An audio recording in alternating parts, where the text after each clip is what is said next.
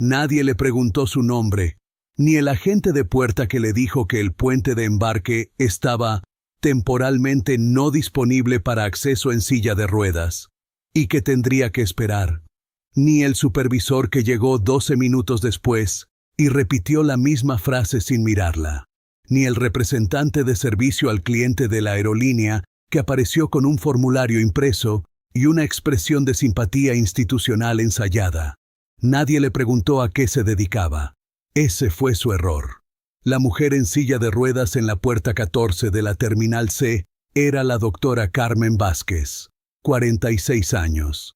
Ingeniera estructural senior en una de las 3 empresas del mundo certificadas para realizar análisis de fatiga en fuselajes de aeronaves comerciales. Había pasado 21 años calculando exactamente cómo falla el metal, las condiciones precisas bajo las cuales una aleación de aluminio desarrolla microfisuras, los ciclos de carga que convierten una grieta casi invisible en una fractura catastrófica, las firmas específicas que aparecen en los datos de inspección antes de que una estructura ceda.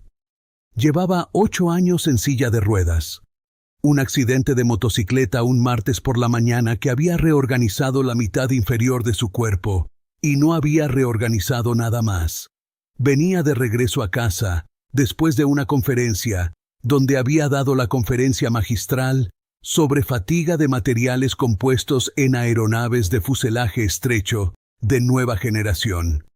Ninguna de las personas que gestionaban su proceso de embarque sabía nada de esto. Veían una silla de ruedas, veían un formulario que llenar, veían un proceso que seguir.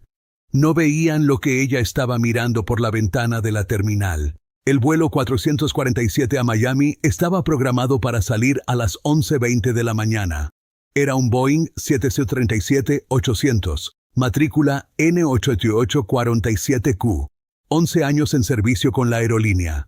Llevaba en la puerta desde las 6:30 de la mañana, cargado de combustible, cargado de equipaje, con la tripulación de cabina completando su secuencia de preparación antes del vuelo. 312 pasajeros estaban embarcando o esperando embarcar. El tiempo estaba despejado. El plan de vuelo estaba archivado. Por todos los indicadores visibles, este era un martes por la mañana de salida rutinaria. Carmen no estaba mirando indicadores visibles. Estaba mirando la góndola del motor izquierdo. Llevaba 4 minutos mirándola, desde que el agente de puerta le dijo que esperara, y ella no tenía nada que hacer más que sentarse cerca de la ventana de la terminal, con una línea de visión clara hacia la aeronave. La miraba de la manera en que miraba todo lo mecánico, con la atención específica de alguien entrenado para encontrar lo que no pertenece. Lo que estaba viendo no pertenecía allí. El carenado de la góndola, la cubierta exterior que encierra el motor, tiene una serie de pestillos a lo largo de su borde inferior que lo mantienen cerrado durante el vuelo. En el motor izquierdo del N8847Q, uno de esos pestillos no estaba al ras de la superficie. Estaba sobresaliente, elevado quizás 3 milímetros, el ancho de una goma de lápiz, de una manera que indicaba que no había enganchado completamente. 3 milímetros. La mayoría de las personas no lo habrían notado. La mayoría de los ingenieros no lo habrían notado desde esta distancia. Carmen lo notó porque había pasado 4 años al principio de su carrera haciendo estudios de fatiga de góndolas, y había visto más fallos de pestillos de carenado en datos de simulación de los que podía contar. Sabía cómo se veía un pestillo mal asentado desde 40 metros. Sabía lo que le ocurría a un pestillo mal asentado a 35.000 pies de altitud y 800 kilómetros por hora. El carenado podía abrirse.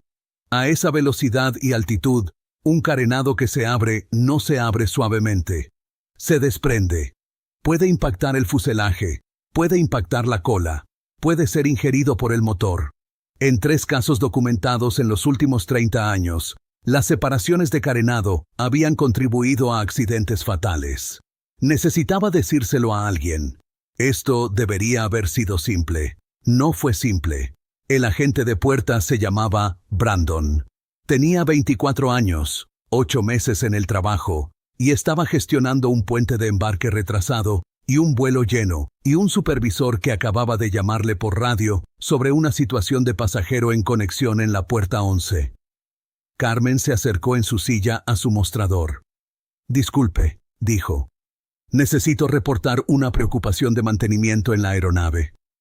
Brandon la miró. Luego miró su pantalla. Luego la miró a ella.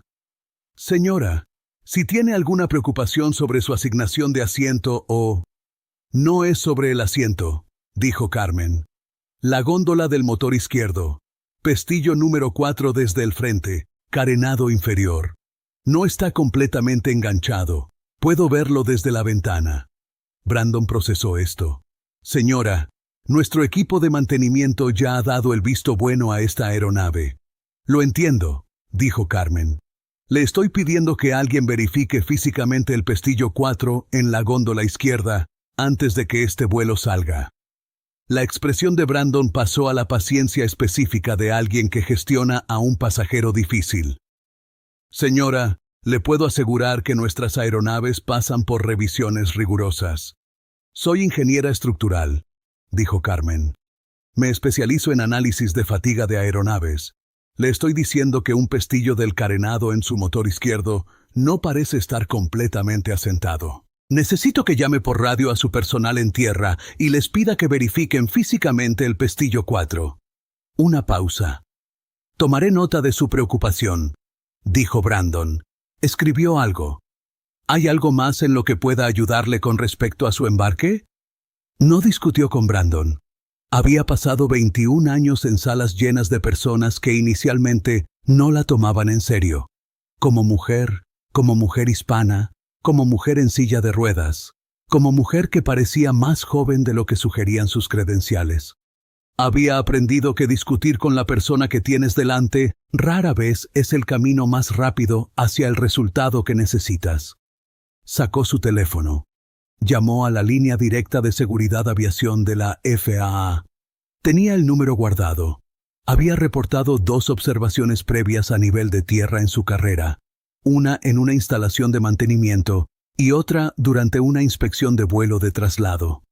Conocía el protocolo. Se identificó. Dio su número de licencia de ingeniería. Dio el número de matrícula de la aeronave, el número de puerta, la aerolínea, la hora de salida programada y la ubicación específica del pestillo que le preocupaba. Describió lo que veía con la precisión de alguien que presenta un informe técnico. Pestillo del carenado de góndola, motor izquierdo, posición 4 desde el frente, mitad inferior, aparentemente sobresaliendo del RAS aproximadamente 3 milímetros, con una brecha visible en la lengüeta del pestillo. La llamada duró 4 minutos y 17 segundos. Colgó. Se acercó en su silla de vuelta a la ventana y miró el motor. El pestillo seguía sobresaliendo. 11 minutos después, 2 hombres con chalecos de alta visibilidad aparecieron bajo el motor izquierdo. Uno llevaba una linterna. El otro tenía una tableta. Se quedaron bajo la góndola, mirando hacia arriba, durante aproximadamente 90 segundos. Luego, uno de ellos llamó por radio. El puente de embarque, que había estado no disponible para acceso en silla de ruedas durante los últimos 23 minutos, de repente estaba disponible. Un supervisor diferente apareció en la puerta 14. Mayor, con una expresión diferente a la de Brandon. «La doctora Vázquez», dijo. Ella lo miró. «¿Podría acompañarme, por favor?» El equipo de mantenimiento encontró el pestillo. No solo sobresaliente, fallido. El mecanismo de bloqueo tenía una grieta de fatiga en el pasador de enganche que había causado que se asentara incorrectamente durante la revisión previa al vuelo de esa mañana. La grieta era reciente. La mejor estimación del equipo de inspección era que se había desarrollado en las últimas 48 horas, probablemente durante los vuelos del día anterior. Había pasado desapercibida en el recorrido de inspección matutino, porque a una distancia de inspección visual casual, el pestillo parecía estar enganchado. La elevación de 3 milímetros solo era visible si sabías exactamente qué buscar y mirando desde el ángulo correcto. Carmen había estado en el ángulo correcto. La había puesto allí un agente de puerta que quería sacarla del flujo de embarque y la había aparcado cerca de la ventana para que esperara. El vuelo 447 fue retenido 3 horas y 40 minutos mientras se reemplazaba el pestillo y se reinspeccionaba el carenado. 312 pasajeros fueron redirigidos, retrasados o acomodados en el siguiente vuelo disponible. Ninguno de ellos supo por qué. El informe interno de incidentes de la aerolínea, presentado esa tarde, tenía 7 páginas.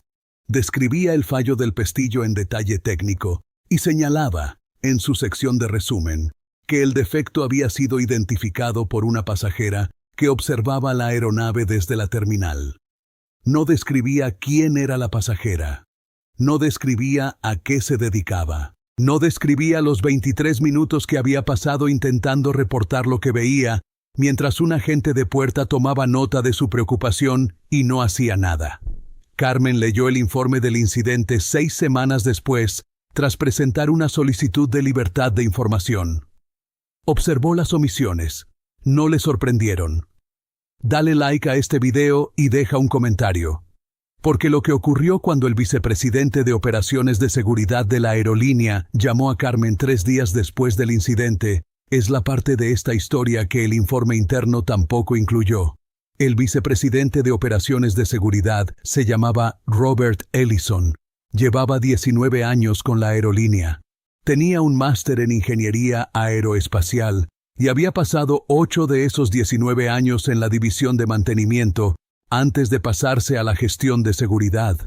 No era por temperamento ni formación alguien que hiciera llamadas que no necesitaba hacer. Hizo esta llamada. Llamó a Carmen el jueves después del incidente a las 9:14 de la mañana. Tenía su número del informe de la FAA. Se presentó y le preguntó si tenía unos minutos. Ella dijo que sí. Él dijo: «Quiero entender qué vio usted y cómo lo vio. No para el informe. Ese ya está presentado. Para mí, personalmente. Porque lo que usted identificó desde una ventana de la terminal, a esa distancia, es algo que nuestra inspección matutina no detectó. Quiero saber por qué lo vio usted y ellos no». Carmen apreció la franqueza. Le explicó su historial. El trabajo de fatiga en góndolas. Los 4 años de estudios de pestillos de carenado. La firma visual específica de un pestillo mal asentado. El patrón de sombra. La elevación. La brecha en la lengüeta que solo es visible desde un ángulo bajo, con iluminación lateral adecuada. Que la ventana de la terminal había proporcionado por la posición del sol de la mañana. Ellison escuchó sin interrumpir. Luego dijo: «Nuestro agente de puerta tomó nota de su preocupación y no actuó». «La tomó nota», dijo Carmen. «No llamó por radio a nadie». «Lo sé», dijo Ellison. «He hablado con él». Una pausa. «Quiero preguntarle algo directamente. ¿Estaría dispuesta a consultar con nuestro equipo de formación en seguridad? No como empleada, como experta externa. Específicamente sobre qué hacer cuando un pasajero reporta una preocupación técnica que el personal en tierra no ha detectado». Carmen guardó silencio un momento. «Eso depende», dijo, «de si me lo pide porque quiere aprender algo o porque quiere documentar que lo pidió». Ellison dijo: «Ambas cosas, pero principalmente lo primero». Ella dijo que lo pensaría. Lo pensó durante 4 días. Lo que estaba pensando no era la oferta de consultoría. Había consultado para aerolíneas antes. Era parte de su trabajo profesional. Lo que estaba pensando eran los 23 minutos. Los 23 minutos que había pasado sentada cerca de una ventana de la terminal, mirando un pestillo fallido en un motor que estaba a punto de llevar a 312 personas a través del Golfo de México, mientras un agente de puerta tomaba nota de su preocupación y un supervisor repetía la misma frase sin mirarla. 23 minutos era mucho tiempo cuando estabas mirando algo que podía matar personas. Pensó en lo que representaban esos 23 minutos. No solo el agente de puerta, no solo Brandon, que tenía 24 años y hacía un trabajo para el que no le habían dado una formación adecuada. El sistema que había construido la descripción del puesto del agente de puerta, que no incluía ningún protocolo para recibir informes técnicos de seguridad de los pasajeros. La cultura de seguridad que había decidido, en algún punto de su diseño, que el flujo de información de seguridad iba de los ingenieros a los inspectores a las tripulaciones de vuelo, no desde las ventanas de la terminal hacia adentro. Pensó en cuántas otras ventanas de terminal había, en cuántas personas se sentaban cerca de ellas cada día con conocimientos que la aerolínea no tenía ningún mecanismo para recibir. Llamó a Ellison de vuelta al cuarto día. «Lo haré», dijo, «pero quiero algo a cambio». «¿Qué es eso?»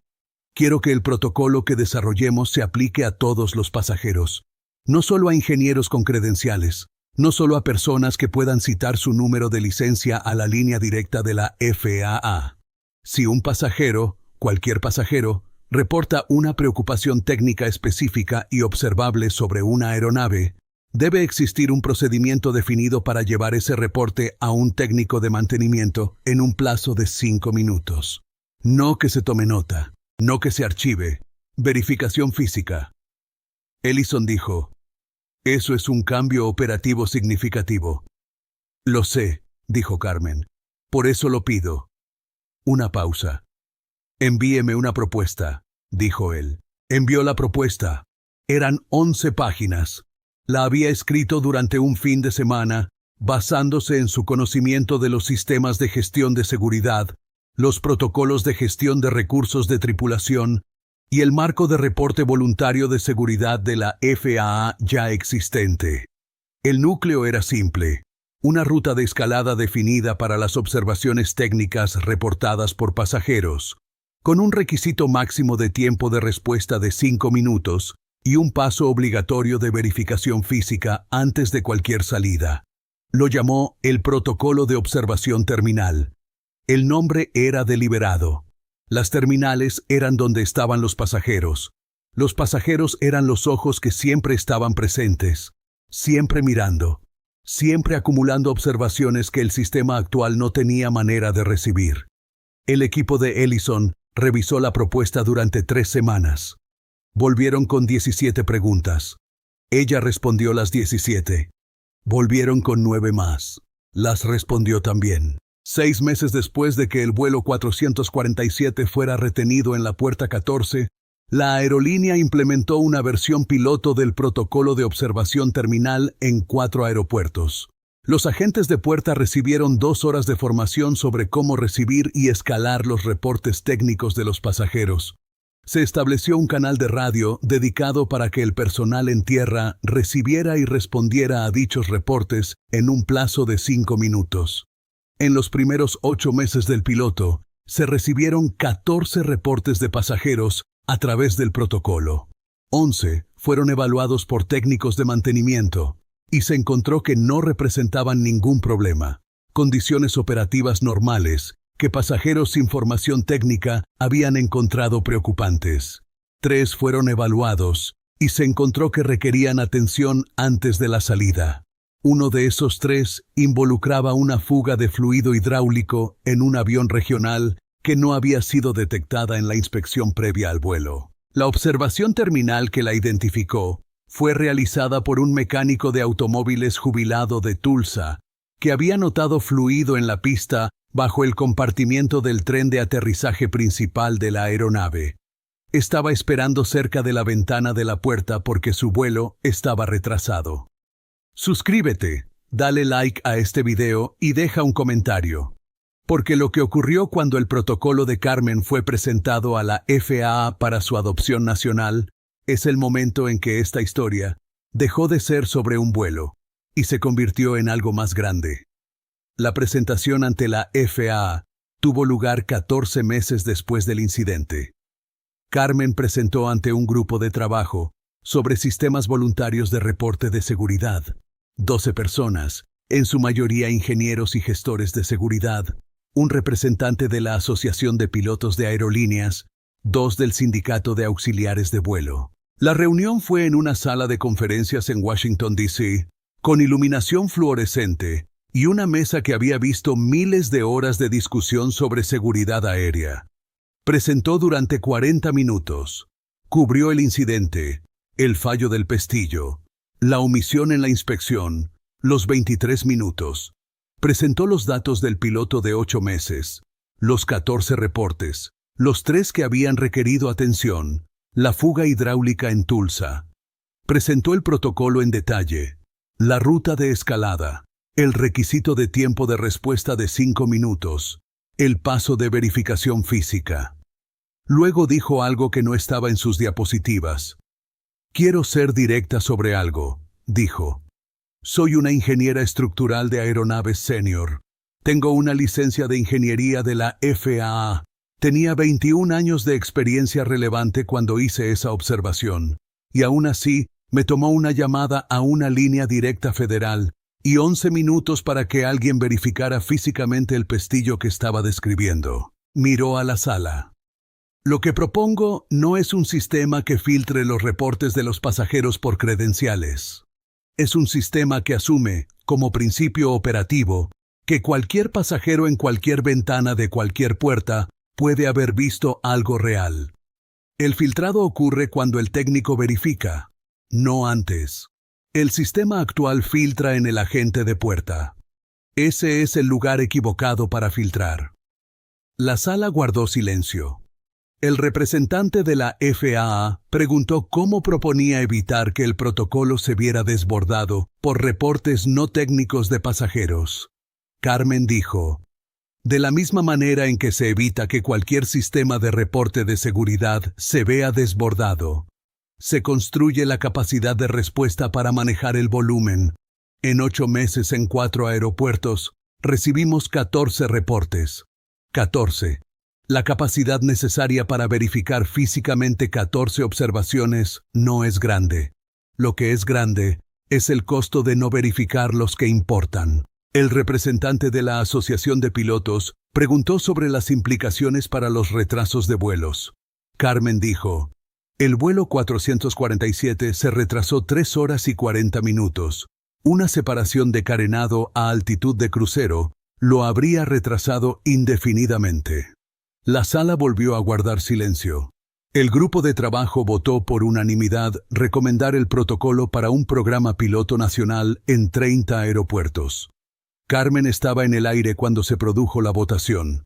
Iba de regreso a casa desde Washington, sentada en el asiento de ventanilla que siempre solicitaba. No por la vista, aunque apreciaba la vista, sino porque el asiento de ventanilla le daba una línea de visión al ala y a la góndola del motor. Vieja costumbre. Miró el motor izquierdo mientras el avión rodaba. El carenado estaba al ras. Todos los pestillos asentados. El recorrido previo al vuelo había sido minucioso. Había visto al técnico desde la ventana. Volvió a su laptop. Tenía 3 informes que revisar para un cliente. Un análisis de fatiga en un larguero de ala de material compuesto que había estado mostrando datos anómalos en el último ciclo de inspección. El trabajo era detallado y absorbente, y era buena en él. En algún lugar sobre el Golfo, la auxiliar de vuelo pasó con agua. ¿Puedo ofrecerle algo más?, preguntó. Estoy bien, gracias, dijo Carmen. La auxiliar continuó. Carmen miró por la ventana de nuevo. La góndola del motor, iluminada por el sol de la tarde. El carenado, al ras y sellado. El cielo a su alrededor, despejado y azul, y a 10.000 metros de profundidad. Volvió al informe de fatiga. Tenía trabajo que hacer. El programa piloto nacional se lanzó en 30 aeropuertos un lunes por la mañana en marzo. Los agentes de puerta en esos 30 aeropuertos habían recibido 3 horas de formación, 1 hora más de lo que Carmen había propuesto originalmente, añadida a petición del Consorcio de Operaciones de Aerolíneas que se había unido al grupo de trabajo de la FAA en los últimos meses del desarrollo del protocolo. La hora adicional cubría la desescalada. Cómo recibir un reporte técnico de un pasajero angustiado o agitado sin desestimarlo y sin escalar el estado emocional del pasajero. Carmen había revisado los materiales de formación. Tenía un comentario. Dijo que el módulo de desescalada estaba bien diseñado, Pero estaba resolviendo el problema equivocado. El problema no eran los pasajeros angustiados.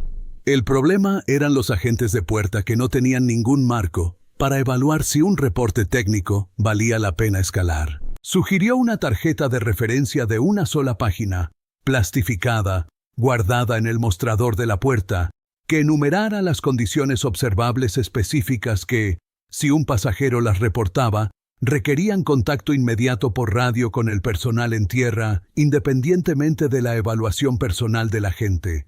Cosas como fluido en la pista bajo una aeronave, humo o vapor inusual de un motor, un panel o carenado que parece abierto o desalineado, un neumático que parece desinflado o anormalmente deflactado. Específico, observable, inequívoco. El consorcio añadió la tarjeta de referencia.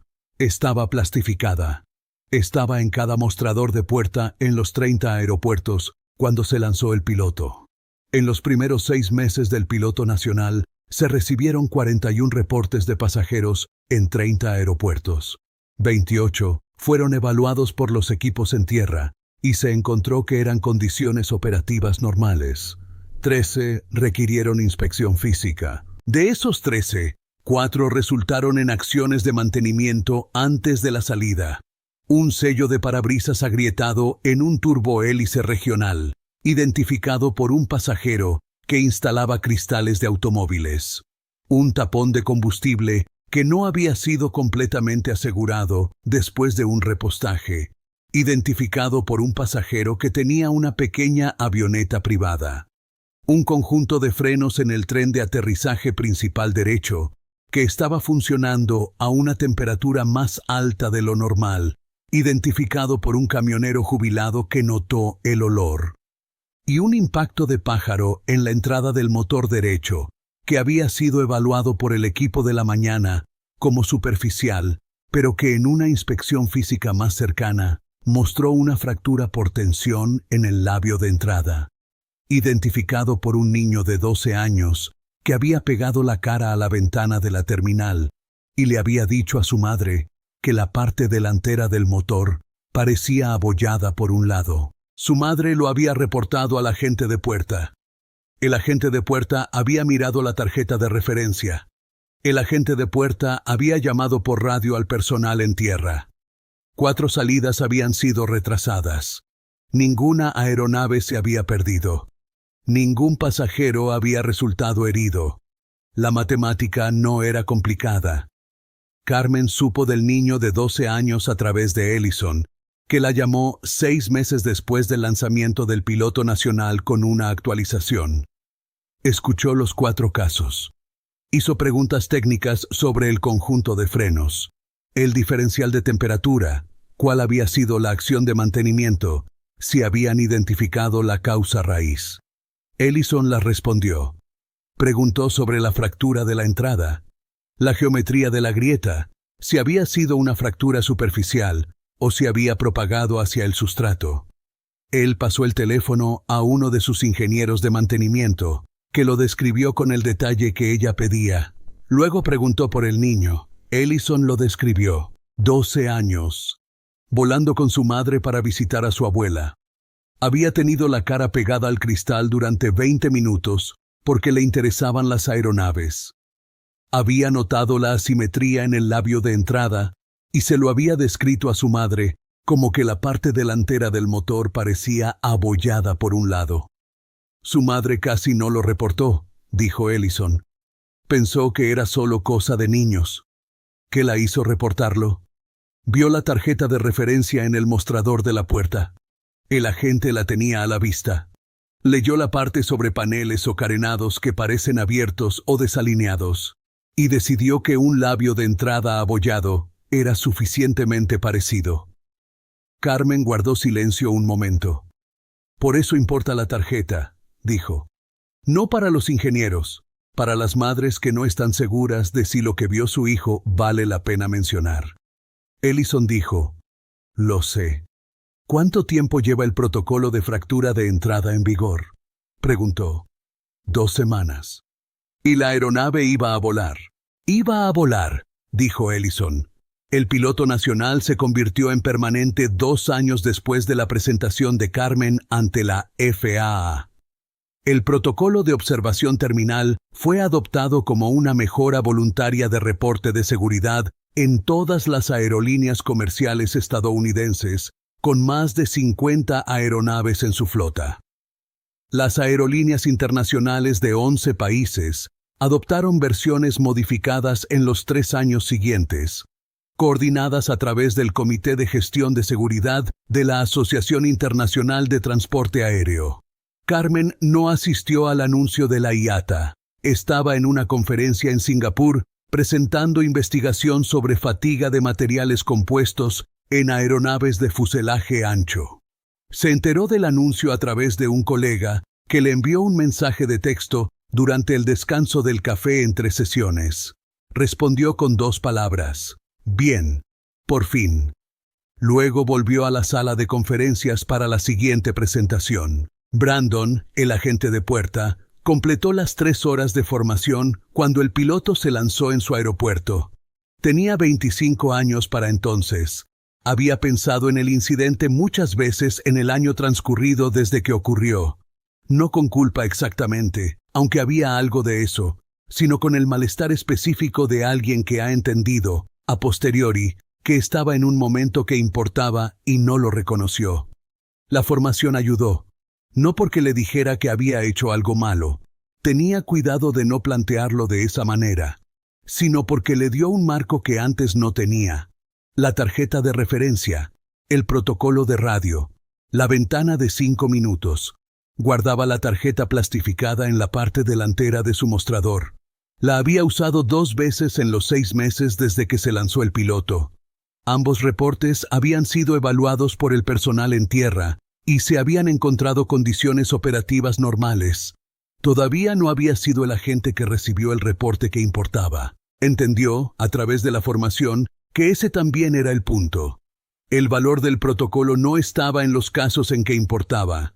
Estaba en la cultura que se construía al tratar cada reporte como si pudiera importar. Tenía 25 años y estaba empezando a entender lo que eso significaba. Carmen sigue volando. Sigue pidiendo el asiento de ventanilla. Sigue mirando la góndola del motor durante el rodaje. No porque espere ver algo, sino porque mirar es un hábito construido a lo largo de 21 años, que no se apaga cuando embarca como pasajera. Normalmente no está buscando nada en particular. La mayoría de las veces no ve nada que le preocupe. La mayoría de las veces los pestillos están al ras, los carenados sellados, las entradas intactas, y la aeronave es exactamente lo que parece ser: una máquina mantenida por profesionales que han hecho su trabajo. En esos vuelos, que son la mayoría, vuelve a su laptop y hace su trabajo. En el vuelo donde está mirando algo que no pertenece allí, lo reportará. Sabe qué hacer. Sabe que el agente de puerta tiene una tarjeta de referencia. Sabe que hay un canal de radio y una ventana de 5 minutos y un técnico que verificará físicamente lo que ha visto. Ella construyó esas cosas. Desde una ventana de terminal en la puerta 14, donde un agente de puerta la había aparcado para que esperara mientras gestionaba un puente de embarque retrasado y un vuelo lleno, y un supervisor que llamaba sobre una situación de pasajero en conexión en la puerta 11, donde no tenía nada que hacer más que sentarse y mirar y ver. ¿Cuál es tu opinión sobre esta historia? Si hubieras estado en ese aeropuerto ese martes por la mañana, ¿habrías sabido qué hacer con lo que viste?